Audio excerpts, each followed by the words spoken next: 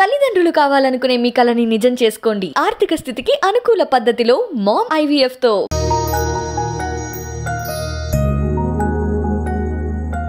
మీ దృష్టిలో తల్లి అనే పదానికి అర్థం ఏంటి అంటే ఏం చెప్తారు? 9 నెలలు ఆవిడ పొట్టలో ఉన్నప్పుడు అందమైన బొమ్మ చూస్తే నాకు ఇలాంటి ఒక అమ్మాయి కావాలి, ఇలాంటి అబ్బాయి ఇలాంటి అబ్బాయి కావాలి, ఇలాంటి ఒక బాగా పుష్టిగా ఉన్న ఒక బిడ్డను చూస్తే ఇలాగ ఉండాలి. ప్లస్ ప్రతి దేవుడి దగ్గర నాకు అబ్బాయి పుడితే వాడు ఇలా అవ్వాలి, అమ్మాయి పుడితే ఇలా అవ్వాలి చెప్పి ఎన్నో ప్రేయర్స్ అండి. ఆ తల్లికి మనం నమస్కారం పెట్టాలి. బాగా అల్లరి చేసి అమ్మ చేతిలో దెబ్బలు తిని పారిపోయిన సిచ్యువేషన్స్ ఉంటాయి. అలా మీకు బాగా గుర్తుండిపోయే సిచ్యువేషన్ ఏమైనా? చిన్నప్పటి నుంచి టీచర్ కదా,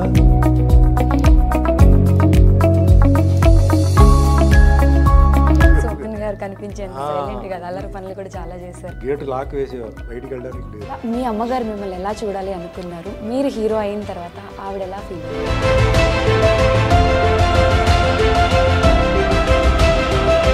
అట్లా నేను కూడా చేయాలి అని చెప్పి ఆవిడ అనుకున్నారు. మీ సక్సెస్ చూసిన తర్వాత అమ్మగారు మీతో ఏమైనా చెప్పడం జరిగిందా? వాళ్ళు ఆవిడ హ్యాపీగా ఫీల్ అయ్యి ఫస్ట్ పిక్చర్ ప్రొజెక్షన్ సార్ ఆ రోజుల్లో 1978లో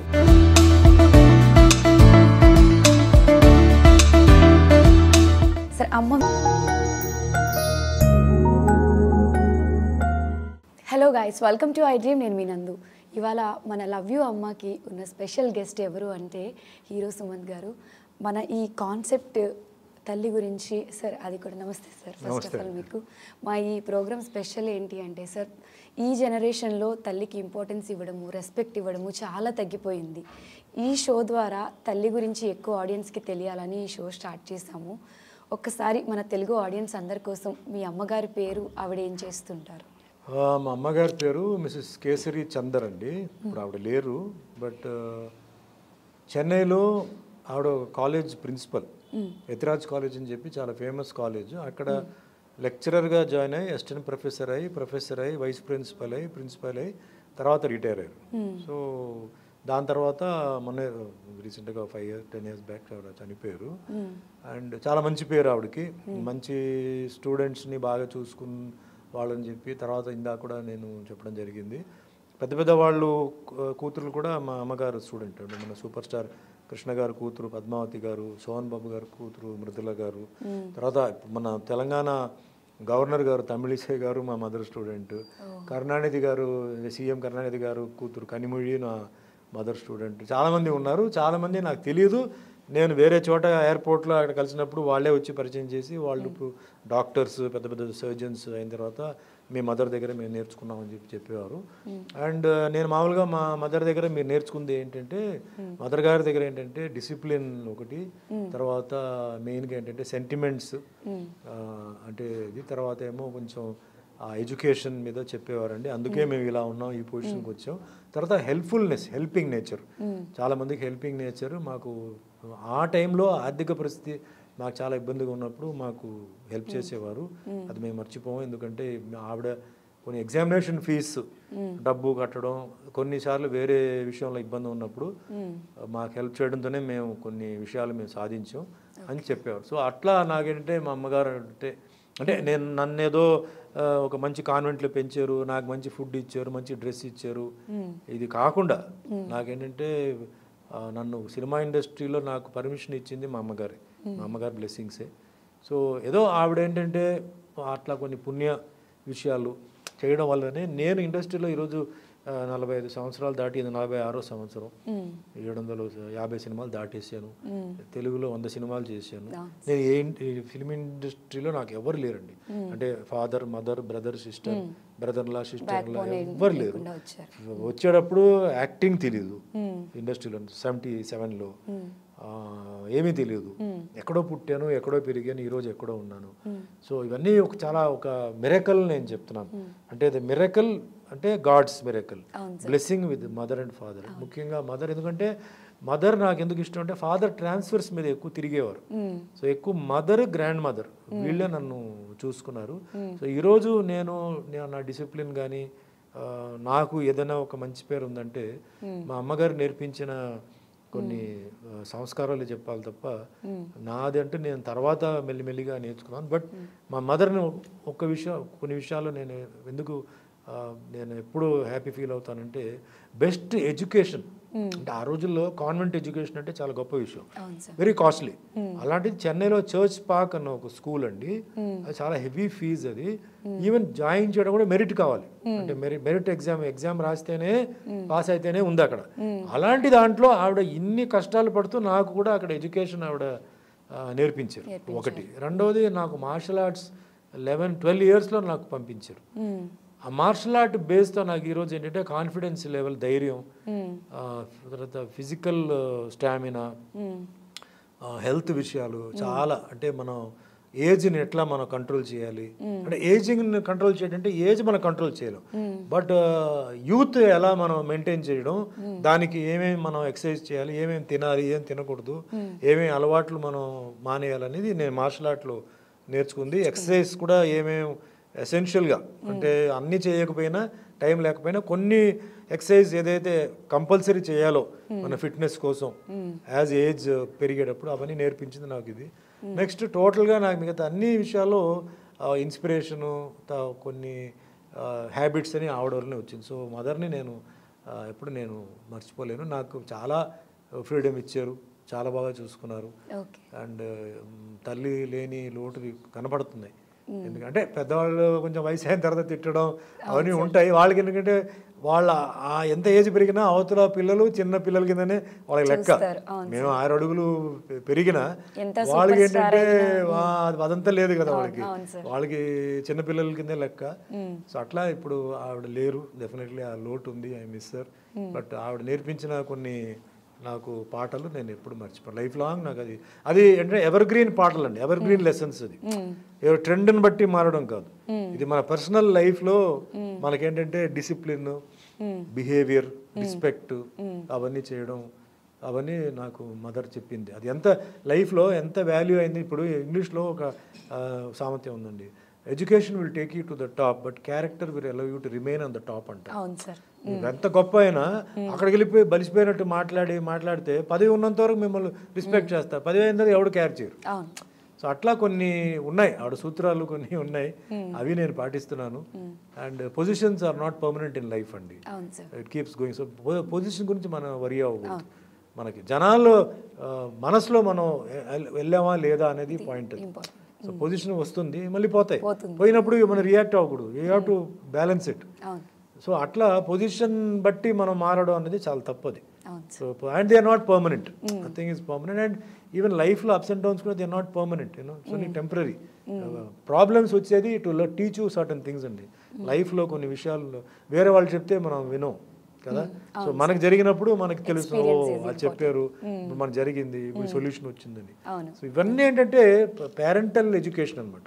సో మా మదర్ సైడ్ ఎడ్యుకేషన్ అంటే what I mean to say, ఇలాంటి యూనో చేయడంతో నేను నాకు ఒక మంచి పేరు ఉందని నేను అనుకుంటాను. ఓకే సార్, అసలు మీ దృష్టిలో తల్లి అనే పదానికి అర్థం ఏంటి అంటే ఏం చెప్తారు? ఫస్ట్ థింగ్ అండి, ఈరోజు మీరున్నారు, మీకు ఈ రూపం ఇచ్చింది మీ తల్లి. అంటే 9 నెలలు ఆవిడ పొట్టలో ఉన్నప్పుడు ప్రతి దేవుడి దగ్గర నాకు ఒక అందమైన ఒక బిడ్డ, అంటే ఇప్పుడు ఆఫ్ కోర్స్ స్కాన్లో తెలుస్తుంది, బట్ ఆ రోజుల్లో ఏంటంటే ప్రతి అందమైన బొమ్మ చూస్తే నాకు ఇలాంటి ఒక అమ్మాయి కావాలి, లేదంటే అబ్బాయి ఇలాంటి అబ్బాయి కావాలి, లేదంటే ఒక బాగా పుష్టిగా ఉన్న ఒక బిడ్డను చూస్తే ఇలా ఉండాలి. ప్లస్ ప్రతి దేవుడి దగ్గర నాకు అబ్బాయి పుడితే వాడు ఇలా అవ్వాలి, అమ్మాయి పుడితే ఇలా అని చెప్పి ఎన్నో ప్రేయర్స్ అండి, ఎన్నో ప్రేయర్స్ ప్రే చేసి ఎన్నో ఇబ్బందులు ఫేస్ చేసి తినేటప్పుడు కూడా తల్లి కడుపులో బిడ్డ ఉన్నప్పుడు తన కోసం తిందు, లోపల ఉన్న బిడ్డ కోసం తింటాం, అంటే బిడ్డ ఆరోగ్యం బాగుండాలని చెప్పేసి ఆ విధంగా తల్లి చేసి జన్మ ఇవ్వడం, అంటే ఒక బిడ్డకు జన్మ ఇవ్వడం అంటే ఇంకొక లైఫ్ వచ్చినట్టే. అసలు చాలా ఒక పెద్ద ఒక అడ్వెంచర్ అండి పిల్లల్ని కనడం అంటే. ఆల్మోస్ట్ ఆల్ అటు వెళ్ళేసి మళ్ళీ తిరిగి వస్తున్నారు లైఫ్లో. సో ఒక గొప్ప మనం ఎలా చెప్పాలంటే ఒక గొప్ప దేవత కింద మనం, అంటే ఒక బ్రేవ్ పర్సన్, అంతకన్నా కష్టం, అంతకన్నా ప్రాబ్లము మనిషి ఫేస్ చేయరు. డెలివరీ ఆఫ్ ఎ చైల్డ్ అన్నది ఒక పెద్ద ప్రాసెస్. అది ఆ ప్రాసెస్ పాస్ చేసిన తల్లి అంటే మనం ఆ తల్లికి మనం నమస్కారం పెట్టాలి. ప్లస్ మనం ఈరోజు ఇంత మన ఎదగడానికి కారణం కూడా తల్లి కదా. తండ్రి అనేవాడు ఎడ్యుకేషన్ ఇస్తాడు, స్కూల్లో పెడతాడు, చేస్తాడు, బట్ పెంచింది ఎవరు? తల్లియే కదా. తల్లి కొన్నిసార్లు ఇంట్లో భోజనాలు సరిపోకపోయినా కూడా తను తినకపోయినా తన బిడ్డకు ఇవ్వాలని చెప్పేసి ఉన్నట్లు మంచి భోజనం తీసి బిడ్డకు పెడతారు. సో నా దృష్టిలో అది. ప్లస్ తప్పు చేస్తే లైఫ్లో తండ్రి దగ్గరికి జనరల్గా వెళ్ళాం, తల్లి దగ్గరికి వెళ్తాం. అంటే తల్లి అర్థం చేసుకుంటుంది, తండ్రి కూడా అర్థం చేసుకుంటాడు. తండ్రి వెంటనే రియాక్ట్ అవుతాడు, తల్లి అర్థం చేసుకుని అదే తండ్రి రియాక్ట్ అవ్వకుండా తండ్రి దగ్గర ఎలా చెప్పాలి అని డిసైడ్ చేసి తండ్రి దగ్గరికి చెప్తుంది. తల్లి మళ్ళీ దానికి ఒక మార్గం, నెక్స్ట్ తప్పు అయిపోయింది అలా కాదని చెప్పి 100% అంటే మనల్ని సపోర్ట్ చేసేది తల్లి. ఇంకోటి లైఫ్లో ఏదైనా మనం సాధిస్తే ఒక సైడ్ హ్యాపీగా ఫీల్ అయ్యే వాళ్ళు ఉంటారు, ఒక సైడ్ జెలస్గా ఫీల్ అయ్యే చాలా మంది ఉంటారు. మన ఫ్రెండ్సే జెలస్ ఫీల్ అవుతారు, ఏంటి మనతో పాటు ఉంటూ ఇంత లెవెల్కి వెళ్ళిపోయారా, మనం వెనక్కున్నాం మనతో పాటు ఇంత పేరు వచ్చిందని. బట్ ఏ ఫీలింగ్ లేకుండా ఉండేది ఒక తల్లి. తల్లిని వదిలేసి మనం వెళ్ళినా కూడా, అంటే ఒక గొప్ప స్థానానికి వెళ్ళినా 100% ఫీలింగ్ లేకుండా ఉండేది ఒక తల్లి ఒకటే, తండ్రి కూడా. మీరు ఇందాక అన్నట్టు మీరు ఎంత పెద్ద హీరో అయ్యండి, ఇన్ని మూవీస్ తీసినా మీ మమ్మీకి మీరు ఇంకా చిన్నపిల్లోళ్ళని అనిపిస్తారు. స్పెషల్లీ అబ్బాయిలకి తండ్రితో కంటే కూడా తల్లితో ఎక్కువ బాండింగ్ ఉంటుంది. మీ మదర్తో మీకు అలాంటి బాండింగే ఉందా? అండ్ ప్రతి తల్లిని మనం ఫస్ట్ మన హీరో ఎవరు అంటే మన మదర్ అనే చెప్పుకుంటాం, అమ్మ నుంచి ఒకటి నేర్చుకుంటూ ఉంటాం. అలా అమ్మ నుంచి మీకు వచ్చిన వారసత్వం ఏంటి? నాకేంటి మెయిన్ ఏంటంటే, నన్ను యాక్టర్ చేసింది ఆవిడ, పెంచింది చెప్పానండి. నేను యాక్టర్ అవడానికి తల్లి అప్పుడు వద్దు యాక్టింగ్ వద్దురా అని చెప్పుంటే నేను would not have become an actor. ఈరోజు నేను యాక్టర్ అంటే ఆవిడ ఇష్టమే సార్ మీరు యాక్టింగ్ చేయడం. ఆవిడ ఒకటే ఏంటి ఏం చెప్పిందంటే, వాళ్ళు వేషాల కోసం హీరో కోసం వచ్చిన వాళ్ళు కూడా చెప్పింది, ఏమంటే చూడడానికి బాగానే ఉన్నాడు కానీ ఆడికి ఏం తెలియదండి, యాక్టింగ్ తెలియదు వాడికి అంటే. వాళ్ళు అప్పుడు ఏమన్నారంటే, వద్దండి మేము నేర్పిస్తాం, మేము అన్నీ చేస్తాం, మీరు పర్మిషన్ ఇవ్వండి అని చెప్తే అప్పుడు ఆవిడ పిలిచి, ఏంటి నువ్వు సీరియస్గా పనిచేస్తావా, కష్టపడి పనిచేస్తావా, అలా అయితేనే వెళ్ళు, లేకపోతే తమాషకి వెళ్ళబాక, ఆలోచించుకొని చెప్తే అప్పుడు నేను ఆలోచించి సరే నేను ప్రొఫెషనల్గా నేను చేస్తాను అని చెప్పి నేను ఒప్పుకున్నాను. అట్లా ఏంటంటే ఆవిడ ఆ విధంగా నాకు పర్మిషన్ ఇచ్చింది, అంతేగాని సినిమా వచ్చింది అవకాశం వచ్చింది వెళ్ళిపో అని ఆవిడ చెప్పలా. Okay sir. సార్ ప్రతి ఒక్కరు చిన్నప్పుడు బాగా అల్లరి చేసి అమ్మ చేతిలో దెబ్బలు తిని పారిపోయిన సిచ్యువేషన్స్ ఉంటాయి, అలా మీకు బాగా గుర్తుండిపోయే సిచ్యువేషన్ ఏమైనా? నాకు అలాంటి లేదండి, ఎందుకంటే ఆవిడ చిన్నప్పటి నుంచి టీచర్ కదా. సో చిన్నప్పటి నుంచే ఆ డిసిప్లిన్, తప్పు చేస్తే తిట్టడం, కొట్టలేదు తిట్టారు అంటే మంచిదే, ఏదైతే చేయకూడదు అట్లా చెప్పి నన్ను పెంచారు. సో పెద్దదైన తర్వాత కూడా తిట్టడం కూడా మారింది, స్టైల్ మారింది. ఎన్నిసార్లు చెప్పాలి మీకు, అంతేగాని చెయ్యి ఎత్తడం అని లేదు. తర్వాత ఇంకా మెచ్యూరిటీ అయితే ఎన్నిసార్లు చెప్పినా ఇంకా బుద్ధి రాదు, నువ్వు మనిషి కాదు, నేనేం చేయాలి ఇట్లా, అంటే ప్యాటర్న్ ఆఫ్ తిట్టడం మారింది. చిన్నప్పుడు తిట్టడం వేరే, పెద్దదైన తర్వాత తిట్టడం వేరే, అంతే. బట్ ఆ తిట్టడం వల్ల నేను అర్థం చేసుకున్నాను ఆవిడ ఎందుకు తిడుతున్నారు ఏమిటి అర్థం చేసుకొని నేను ఇరిటేట్ ఫీల్ అవ్వాల. అడ్వాంటేజ్ ఏంటంటే, being a teacher, being a principal, ఆవిడ ఏం చెప్పినా ఆలోచించే చెప్తుంది చెప్పి నేను అలా అర్థం చేసుకున్నాను. Okay sir. యాక్చువల్గా ప్రతి తల్లికి నా కొడుకుని ఇలా చూడాలి, నా కూతుర్ని ఇలా చూడాలి అని అనుకుంటారు. అలా మీ అమ్మగారు మిమ్మల్ని ఎలా చూడాలి అనుకున్నారు? మీరు హీరో అయిన తర్వాత ఆవిడ ఎలా ఫీల్ అయ్యారు? యాక్టర్ అవడానికి ముందు డాక్టర్ అవ్వాలని అనుకున్నారు. ఓకే, మీరు అనుకున్నారా అమ్మ అనుకున్నారు? అమ్మ అనుకున్నాను, డాక్టర్ అవ్వాలరా, డాక్టర్ అయ్యి నువ్వు చాలా మందికి నువ్వు హెల్ప్ చేయాలి. ముఖ్యంగా ఇప్పుడు ఆవిడ కాలేజీలో చాలా పేద విద్యార్థులకి ఎలా హెల్ప్ చేశారు అట్లా నేను కూడా చేయాలి అని చెప్పి ఆవిడ అనుకున్నారు, డాక్టర్ అవ్వాలని అనుకున్నారు. బట్ నేను వచ్చి యాక్చువల్గా ఎయిర్ ఫోర్స్లో జాయిన్ అవ్వాలని చెప్పి నాకు చాలా ఇష్టం.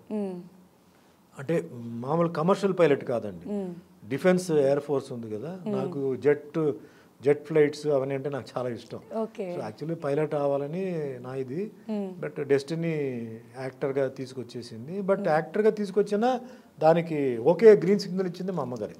ఆవిడ ఇమీడియట్గా అవును నేను అనుకున్నాను నేను డాక్టర్ అవ్వాలని చెప్పి, సో ఇది వచ్చింది ఆఫర్, ఓకే దీంట్లో కూడా నువ్వు వెళ్ళిపో అని చెప్పి స్పోర్టివ్గానే ఆవిడ ఒప్పుకున్నాను. మీ సక్సెస్ చూసిన తర్వాత అమ్మగారు మీతో ఏమైనా చెప్పడం జరిగిందా? ఆవిడ హ్యాపీగా ఫీల్ అయ్యి ఫస్ట్ పిక్చర్ ప్రొజెక్షన్ చూసామండి, ఫస్ట్ పిక్చర్ ఆ రోజుల్లో 1978లో. సో చూసిన తర్వాత నవ్వుతూనే ఉన్నారు, అంటే ఒక డిఫరెంట్ సుమన్ని స్క్రీన్ మీద, అంటే రొమాంటిక్గా, ఎమోషన్గా, యాక్షన్గా, డ్యాన్స్, ఇవన్నీ ఆవిడ ముందు నేను చేయలేదు కదా. ఫస్ట్ టైం స్క్రీన్ మీద అవన్నీ చేసినప్పుడు అన్నీ అయిన తర్వాత ఇవన్నీ నువ్వు ఎప్పుడు నేర్చుకున్నావు, నువ్వు ఎప్పుడు ఇవన్నీ ప్రాక్టీస్ చేసి, అసలు ఇంట్లో ఏమో నువ్వు అంత సైలెంట్గా ఉండేవాడు, ఇవన్నీ ఎప్పుడురా నువ్వు నేర్చుకున్నావు అని చెప్పి చాలా అంటే జోవియల్గా ఓకే చేసి చాలా హ్యాపీగా ఫీల్ అయ్యారు. అంటే ఇంత టాలెంట్ నీలో ఉందా నాకు తెలియదు, నువ్వు అంత సైలెంట్గా ఉండేవాడును, ఎంత వాళ్ళు నేర్పించినా మరి నువ్వు చెయ్యాలి కదా, నువ్వు చేసేవా అని చెప్పి చాలా హ్యాపీగా ఫీల్ అయ్యారు. ఆవిడలో ఉన్న ఒక హ్యాపీనెస్ ఎక్స్ప్రెషన్, అంటే ఆవిడ కాలేజ్ ఫ్రెండ్స్ అందరూ వచ్చారు ఆ ప్రివ్యూకి. సో అందరితో చెప్తున్నారు ఆవిడ, నేను ఎక్స్పెక్ట్ చేయలేదు వీడు ఇలా చేస్తాడని. అదే వాళ్ళేమో ఏంటి సుమన్ ఇంత సైలెంట్గా ఉండేవాడు, అసలు ఇదేంటంటే అవును నేను కూడా ఎక్స్పెక్ట్ చేయలే ఇవన్నీ. అంటే ట్రైనింగ్ డైరెక్టర్కే ఆవిడ క్రెడిట్ చెప్పారు, డైరెక్టర్గా చేయించారు ఆయనతో, లేకపోతే వీడికంటే ఏమి తెలీదు, అటు వాళ్ళు చేయించారు వాళ్ళు, వీడు ఇక మీద వీడు నేర్చుకోవాలి, ఇవన్నీ యాక్టింగ్ ఇక మీద నేర్చుకోవాలి, అదంతా వాళ్ళకే క్రెడిట్. బట్ ఏదైనా ఆయన చేసాడు అని చెప్పి ఆవిడ చాలా హ్యాపీగా ఫీల్ అయ్యారు. ఆ హ్యాపీనెస్లో నేను ఒక గ్లో చూశానండి. ఒక తల్లిగా తన బిడ్డ అంత చేసేటప్పుడు ఇది ఒక ఫీలింగ్, అదొక డిఫరెంట్ ఫీలింగ్ అనమాట. ఓకే సార్, యాక్చువల్గా మీరు చిన్నప్పుడు అంతా సైలెంట్గానే ఉండేవారా సార్? ఎక్కువ అల్లరి చేసేవారు? చాలా సైలెంట్ అండి, చాలా రిజర్వ్డ్. అసలు గేట్ లాక్ వేసేవారు, బయటికి వెళ్ళడానికి లేదు. ఓకే, ఇల్లు కాంపౌండ్ లోపలనే తిరుగుతూ ఉండాలి, బుక్స్ అంతే, గేమ్స్ స్కూల్లోనే గేమ్స్. ఓన్లీ నాకు 12 years అయినప్పుడు నాకు 12-13 years కరాటే ఇచ్చారు పర్మిషన్, అప్పుడు ఇంటి దగ్గరలోనే వెళ్ళి నేర్చుకొని వచ్చేవాడు అనమాట అంతే. సార్ బేసిక్లీ టీనేజ్లో తెలుసో తెలియక కొన్ని చిన్న చిలిపి పనులు చేయడం, ఏవైనా పగలు కొట్టడం, ఎవరినైనా కొట్టడం, అలాంటివి చేసి అమ్మ వాళ్ళు అడిగితే ఎక్కడ కొడతారో అని, ఇది నేను చేయలేదు అని అబద్ధాలు చెప్తూ ఉంటాం. అలా మీరు మీ అమ్మగారి దగ్గర ఏమైనా దాచడం జరిగిందా? తప్పు చేశాను, కానీ అది దాచలేని తప్పు అయిపోయింది. అదేంటంటే ఈ బెడ్ ల్యాంప్ ఉంది కదా, ఈ బెడ్ ల్యాంప్ వచ్చేసి బల్బు ఎలా వెలుగుతుంది అని చెప్పి నాకు డౌట్. అంటే నాకు దాంట్లో రీసెర్చ్ చేయాలని చెప్పి స్విచ్ వేస్తామండి, స్విచ్ వేస్తే బల్బు వెలుగుతుంది, స్విచ్ తీసేస్తే బల్బు వెలగట్లేదు, మరి దీంట్లో ఏముంది బల్బు ఎలా వెలుగుతుంది చెప్పి స్విచ్ ఆన్ చేసి నేను వేలు పెట్టానండి కరెంట్లో, కాలిందండి. కాలిన తర్వాత ఇంకెట్లా అని అరిచాను, మా అమ్మ పడుకున్నారు, ఏం చేసేవాను అన్న, అదే చెప్పాను ఇట్లా నేను అది ఎలా వస్తుంది ఏమొస్తుంది చెప్పి నేను వేలు పెట్టాను, గరుక్కున సౌండ్ వచ్చింది, ఇక్కడంతా నాకు నొప్పిగా ఉందని చెప్పి పడుకోబెట్టేసి చేతికి బర్ణాలు వేశారండి. ఇది దాచలేని విషయం కదా, దొరికిపోయాను. అలాగే కొన్ని ఇలాంటి రీసెర్చ్ విషయంలో మిక్సర్ ఎలా పనిచేస్తుందని చెప్పి చూడాలని చెప్పేసి నొక్కితే తిరుగుతుంది కదా బ్లేడ్, అప్పుడు ఏంటంటే నొక్కితే బ్లేడ్ తిరుగుతుంది. సో అలాగే ఇప్పుడు అది ఎలా తిరుగుతుంది చెప్పేసి చూద్దాం అని చెప్పి ఆల్రెడీ దాంట్లో ఏదో ఉంది, అది నేను చూడలా, నేను ఆన్ చేసి మిక్సర్ నొక్కి నా మొహం పెట్టానండి, వాటిలో ఉన్న పేస్ట్ అంతా నా మొహం మీద వచ్చింది. ఇది ఒక ఇన్సిడెంట్. నెక్స్ట్ గ్యాస్ బర్నర్, అప్పుడు గ్యాస్ బర్నర్ ఎలా వెలుగుతుంది, ఇప్పట్లో మీకు ఏంటంటే ఇది ట్రిగ్గర్ ఉంది కదా, అప్పట్లో వెలిగించాలి. సో ఇది ఎట్లా అవుతుంది చెప్పేసి వెళ్ళి గ్యాస్ ఓపెన్ చేసి బర్నర్ ఆన్ చేసి చూస్తే మ్యాచ్ బాక్స్ లేదు. సో మ్యాచ్ బాక్స్ లేదని చెప్పి ఒక 1 minute ఉంటుంది వెతికాను, అప్పటికే గ్యాస్ లీక్ అయిపోయింది. అది నాకు బుర్రకి ఎక్కల, నేను వెలిగిస్తే మొత్తం బుగ్మని పెద్ద ఒక ఇది వచ్చింది, పెద్ద ఫైర్ వచ్చింది. అక్కడ గ్యాస్ ఎక్కడెక్కడ ఉందో అది సౌండ్ కూడా వచ్చింది. సౌండ్ అప్పుడు పగలే ఆవిడ వస్తే ఏమైందంటే లేదు ఇట్లా చేశానంటే అప్పుడు భయంకరంగా ఒక అక్షంతరం నాకు పడిందండి. ఇంకా అదే లాస్ట్ నాకు. దాని తర్వాత ఇంకా నేను గట్టి వార్నింగ్ ఇచ్చారు, ఇలాంటివన్నీ ప్రయోజనాలు చేసేవంటే వేరే రకంగా ఉంటుంది, ఏదైనా ఉంటే నాకు అడుగు నేను చెప్తా అని చెప్పి ఇంకా ట్రైన్ చేశారు. స్కూల్ టీచర్ కాబట్టి పద్ధతిగా చెప్పారు. అంతే అంతే అంతే. Okay sir. సార్ తెలుసో తెలియకో మనం అంటే వాంటెడ్గా బాధ పెట్టాలి అని కాకపోయినా తెలుసో తెలియకో కొన్ని సందర్భాల్లో తల్లిని బాధ పెడుతూ ఉంటాం. అలా మీ అమ్మగారిని మీరు ఎప్పుడైనా బాధ పెట్టిన సిచ్యువేషన్స్ ఉన్నాయా? అలాంటిది ఏం లేదు, ఎందుకంటే బాధ పెట్టాల్సిన అవసరం నాకు రాలేదు. నాకు అన్నీ ఇచ్చారండి ఆవిడ, ఎడ్యుకేషన్ ఇచ్చారు, ఫుడ్ ఇచ్చారు, డ్రెస్ ఇచ్చారు, నేను అడిగినా ఇచ్చారు. నేను ఎక్కడ ఆవిడని బాధ పెట్టే ఇది లేదు. నేను ఈవెన్ ఎక్కడ నేను మదర్ని, నాకు ఇంత వయసు పెరిగిన తర్వాత కూడా నేను ఎక్కడ ఆవిడని, అదే కొన్నిసార్లు చెప్పేది కొంచెం ఇరిటేటింగ్గా ఉంటుంది. సో ఎప్పుడో 2-3 సార్లు నాకు తెలుసు చెప్పొద్దు, నాకు తెలుసు, నేను నాకు ఏం చేయాలో తెలుసు అని అలా చెప్తే సరే నీ ఇష్టం, నేను చెప్పడం నేను చెప్పాను నీ ఇష్టం చెప్పి వెళ్ళిపోయారు. కానీ ఆర్గ్యుమెంట్ ఉండేది లేదు. ఆవిడ కూడా ఆర్గ్యుమెంట్ ఏజ్ని బట్టి ఆవిడ ఆర్గ్యూ ఎప్పుడు చేయలే. నాకు తెలిసి ఎక్కడ ఆవిడ బాధ తెలియకుండా కొన్ని పనులు చేసాం, కానీ బాధ పెట్టేలాగా పని చేయలేదు. ఇప్పుడు వెళ్ళొద్దు అక్కడ వెళ్ళొద్దు అంటే వెళ్ళడం, చేయొద్దంటే చేయడం ఓకే తెలియకుండా. అది పెద్ద డ్యామేజింగ్గా కాదు, డ్యామేజ్ చేసే టైప్లో ఏమి కాదు. అంటే ఆవిడ పేరును కానీ ఆవిడ మనసును కానీ నొప్పించే ఇది కాదు. మన సంతోషం కోసం చేశాను కానీ ఆవిడని నొప్పించేలాగా, ఆవిడకి చెడ్డ పేరు వచ్చేలాగా అలాంటిది ఏమీ చేయలే, ఆ టైప్ చేయలే. సరే, అమ్మ విషయంలో మీరు బాగా బాధపడిన సందర్భం ఏదైనా ఉందా? బాధపడేది అంటే లాస్ట్ స్టేజ్లో ఆవిడ హెల్త్ బాగా దెబ్బతిన్నారు ఆవిడ. అంటే ఆవిడకి డయాబెటీస్ వచ్చి ఆవిడ సరిగ్గా అటెండ్ చేయలే. అంటే ఎన్నిసార్లు చెప్పినా ఇంకా నాకు నేను లైఫ్లో చాలా ఎంజాయ్ చేశాను, మా భగవంతుడు అన్నీ ఇచ్చారు, ఇంకా ఏజ్ వచ్చినప్పుడు ఇంకా ఇవన్నీ మామూలే, సో నన్ను ఈ ఫుడ్ రిస్ట్రిక్షన్స్ అవన్నీ పెట్టొద్దు, నాకు ఏం కావాలంటే నేను తింటాను, ఇంకా నువ్వు లైఫ్ని నువ్వు చూసుకోవచ్చు కదా, ఇంకా నీకు అన్నీ ఉన్నాయి, ఇంకా నా సంగతి ఎందుకు, నాకు నన్ను అంటే ఇది తినొద్దు అది తినొద్దు చెప్పి నన్ను ఒక జైలర్ లాగా, జైల్లో ఉన్న వ్యక్తిలాగా నన్ను పెట్టొద్దు, నన్ను వదిలే అన్నారు. సో నేను కూడా మెంటల్గా ప్రిపేర్ అయిపోయానండి. నేను హైదరాబాద్ ఉన్నాను, ఆవిడ చెన్నైలో ఉన్నారు. అప్పుడప్పుడు మా కేర్ టేకర్ చెప్పేవారు, అమ్మగారికి ఆరోగ్యం బాగాలేదండి, ఇలా అయిందని.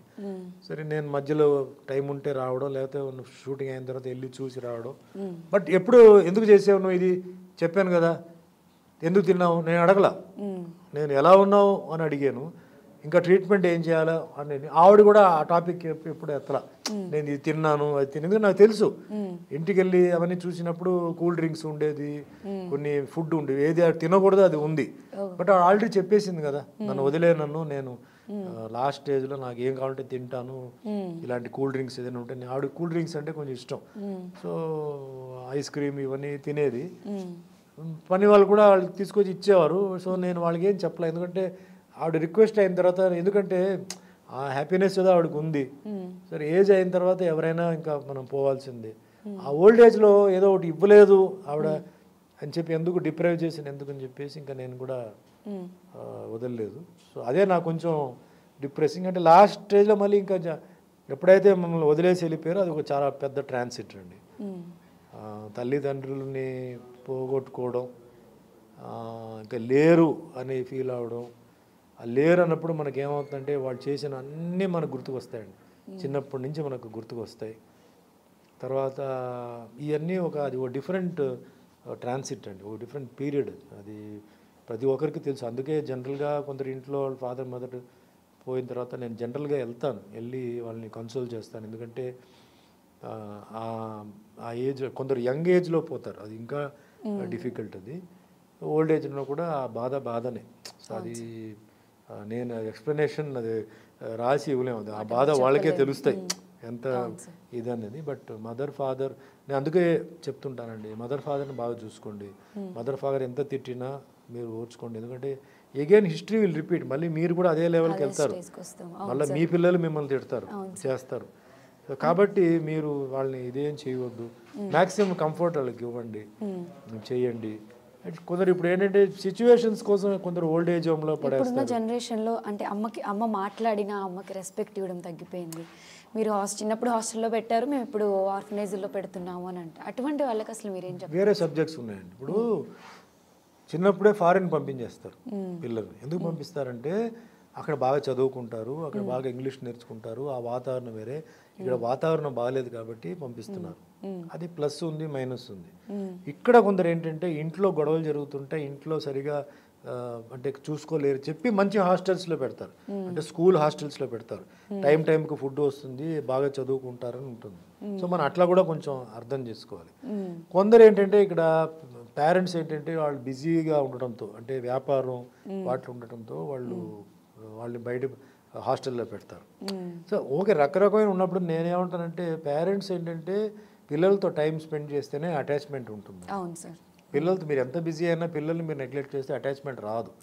మీరు నగలు కొని ఇస్తారు, బట్టలు కొని ఇస్తారు, ఫుడ్ ఇస్తారు, దాంతో లేదు. మీరు ఎంత బిజీ అయినా వారానికి ఒకసారి అయినా మీరు కూర్చొని అందరితో మాట్లాడాలి, కలిసి మాట్లాడాలి. అప్పుడప్పుడు అవకాశం దొరికినప్పుడు మీరు బయట ఊరికి తీసుకెళ్ళాలి, జాయింట్గా ఉండాలి, బయట ఊరికి ట్రిప్ లాగా వెళ్ళాలి. ఆ ఎఫెక్షన్ ఉంది, కానీ పని వల్ల నేను పూర్తిగా చేయలేకపోతున్నాను, ఆ పని లేకపోతే మనకి ఇబ్బంది ఉంది, ఆర్థిక ఇబ్బంది ఉంది, సో పని కోసమే నేను వెళ్తున్నాను అన్న ఆ ఫీలింగ్ కరెక్ట్గా వాళ్ళకి రీచ్ అవ్వాలి. వాళ్ళది అర్థం చేసుకుంటే వాళ్ళు ఎప్పుడు మిమ్మల్ని అర్థం చేసుకోరు. మీరు ఎప్పుడైతే ఆఫీస్ అయిన తర్వాత ఫంక్షన్లు పార్టీలు వీటికి వెళ్ళి వీళ్ళని వేరే వాళ్ళ చేతిలో మీరు ఎప్పుడైతే పెడుతున్నారు ఆ వేరే ఎవరో వీళ్ళని బాగా చూసుకుంటారో వాళ్ళతోనే అటాచ్మెంట్ పెరుగుతుంది. సో వాళ్ళ అటాచ్మెంట్ పెరిగిన తర్వాత మీరు సడన్గా నా మీద అభిమానం లేదు ప్రేమ లేదు ఎలా ఉంటుందండి? నిజంగా మీకు టైం లేదు, నిజంగా మీకు ఇది లేనప్పుడు ఓకే. బట్ టైం ఉన్నప్పుడు కూడా మీరు ఎంతసేపు తిరగడం లేకపోతే ఎంతసేపు పార్టీలు పబ్బులు క్లబ్బులు విదేశాలు వెళ్తూ వీళ్ళని వదిలేసి వెళ్తే ఎట్లా ఉంటుందండి? ఉండదు. సో ఇక్కడ మిస్టేక్ అది కూడా ఉంది. కొన్ని ప్లేసెస్లో అన్నీ ఇచ్చి అన్ని దగ్గర ఉండి కూడా వీళ్ళు ఏంటంటే వీళ్ళు పేరెంట్స్ని వీళ్ళు కేర్ చేయరు. అంటే ఇంకా మాకు కావాలని చెప్పి చేస్తారు. అది చాలా తప్పు. ఎందుకంటే అవతల వాళ్ళ ఫ్రెండ్స్తో కంపేర్ చేస్తారు. వాళ్ళ ఇంట్లో అది ఇస్తారు వీళ్ళు ఇస్తారు మా ఇంట్లో లేదంటే ఎంతవరకు ఉందో అంతవరకు మనం అడ్జస్ట్ అవ్వాలి. అవతల వాళ్ళతో చేయాలి. అవతల వాళ్ళ పేరెంట్స్ వాళ్ళకి ఇవ్వచ్చు, కానీ అవతల వాళ్ళ పేరెంట్స్ మీ పేరెంట్స్ లాగా ఫ్రెండ్షిప్ లవ్ ఎఫెక్షన్ ఇస్తారా? వాళ్ళు మెటీరియలిస్టిక్గా ఇస్తున్నారు. బట్ మీ పేరెంట్స్ ఇచ్చిన అభిమానం ప్రేమ అవతల పేరెంట్ ఇస్తున్నారా అని చూడాలి. అవతల పేరెంట్ డబ్బు మెటీరియల్ ఇస్తున్నారు, బట్ ఇది ఇక్కడ ఇచ్చే ఎఫెక్షన్ ఇస్తారా అది చూడాలి. సో ఎఫెక్షన్ అనేది ఈజ్ వెరీ వెరీ ఇంపార్టెంట్. అటు వైస్ వర్సా పేరెంట్స్ కూడా పిల్లల్ని కూడా జాగ్రత్తగా చూసుకోవాలి. ఎందుకంటే ఎదిగే ఏజ్లో మీకు ఏమవుతుందంటే మెంటాలిటీ యాటిట్యూడ్ అన్ని చేంజ్ అవుతుంది. ఒక టీనేజ్ ఒక రకం ఉంటుంది, టీనేజ్ మిడిల్ ఏజ్ వచ్చేటప్పటికి మెచ్యూరిటీ వస్తుంది. కొందరు యంగ్ ఏజ్లో మెచ్యూరిటీ వస్తుంది, కొందరు మిడిల్లో వస్తుంది. సో అది ఒక జడ్జ్మెంట్ అండి, అది ఒక జడ్జ్మెంట్గా చూసుకొని మనం ఇవ్వాలి. బట్ ఏది ఏమైనా ఎక్కడ ప్రాబ్లం వస్తుందంటే పేరెంట్స్ ఎప్పుడైతే పిల్లలకి టైం ఇవ్వట్లేదు, అవుట్ ఆఫ్ సైట్లో పెడుతున్నారు, అంటే దూరంగా హాస్టల్లో వాటిల్లో వాళ్ళు దూరంగా హాస్టల్లో ఉన్నప్పుడు కూడా మీరు అక్కడికి వెళ్ళాలి. మీరు ఎడ్యుకేషన్ కోసం పెడుతున్నారు, ఎడ్యుకేషన్ జరుగుతుంది. మీకు అవకాశం దొరికినప్పుడంతా వెళ్ళిపోయి వాళ్ళని చూడాలి, మీకు ఆ బాండింగ్ ఉండాలి. సరే ఇప్పుడైతే వీడియో ఫోన్ ఉంది. కొన్ని హాస్టల్స్లో వీడియో ఫోన్స్ అలౌ చేయనప్పుడు మీరు వెళ్ళి కలవాలి, నేరుగా కలవాలి, టైం స్పెండ్ చేయాలి వాళ్ళతో, ఎడ్యుకేషన్ విషయం చేయాలి. సో అట్లా అది ఒక ఎక్స్చేంజ్ ప్రోగ్రామ్ లాగా చూసుకొని పోవాలి. ఇంపార్టెన్స్ ఇవ్వాలండి పిల్లలు, ఎఫెక్షన్ పిల్లలు కూడా తల్లిదండ్రులు. ఎందుకంటే 99% జనరల్గా తల్లిదండ్రులు ఇచ్చిన ఎఫెక్షన్ అటెన్షన్ వేరే వాళ్ళు ఇవ్వరండి.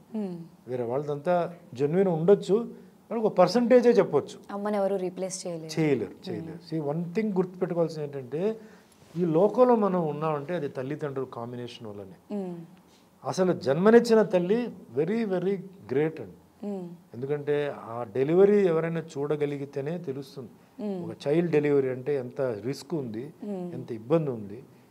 9 నెలలు. ఇప్పుడు మనకి సాధారణంగా పొట్టలో ఏదైనా నొప్పి వస్తే వెంటనే మనం డాక్టర్ దగ్గరికి పరిగెత్తి వెళ్తాం. ఒకవేళ స్టమక్ అప్సెట్ అయిపోయి మనకి ఏదైనా గ్యాస్ ఫార్మేషన్ లూజ్ మోషన్ వస్తే వెంటనే ఉక్కిరి బిక్కిరి అయిపోతాం.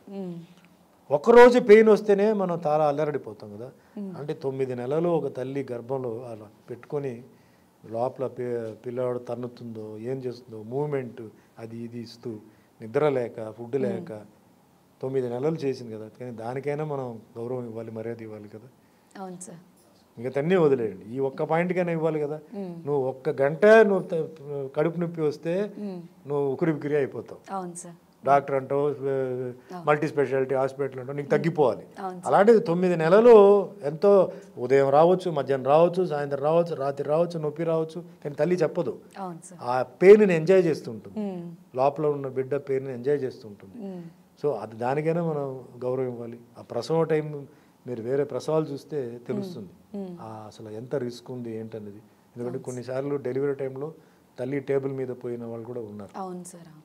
సో అవన్నీ కొంచెం దృష్టిలో పెట్టుకొని తల్లికి ఇది తండ్రి అదే చెప్తాను, తండ్రి ఎప్పుడు విలన్ అవుతాడు. ఎందుకంటే తండ్రి తిడితేనే పిల్లలు వింటారు చెప్పి తల్లి తండ్రికి చెప్తుంది, మీరు చెప్పండి, నేను చెప్పను, నేను చెప్తే వినరు, మీరు చెప్పండి చెప్పి తండ్రికి కూడా ఎంత తల్లికి ఎంత ఉందో తండ్రికి కూడా ఉంది.